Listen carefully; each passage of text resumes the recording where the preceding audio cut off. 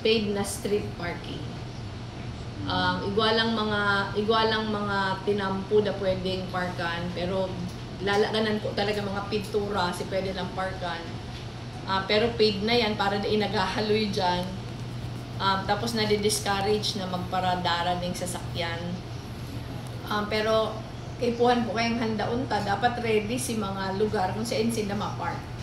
Kung basta lang kita nagbawal, tapos mayo man alternate, baka di siya sustainable. So kung yan sige ming hanap, in fact sa liboton sige ming hanap na Engineer Edmer, kung saan daw ang pwedeng makaulay na libre pang daga. May na-identify kaming duwa, pero ang landowner kay mayo di Sanaga, so di ibig pa nakakaulay. Pero pinapakiulayan niyo ko taan na kung pwedeng buksan niya si daga niya for paid parking. Para pag nagbawal na kitang on street, ikaw kitang itutukdo.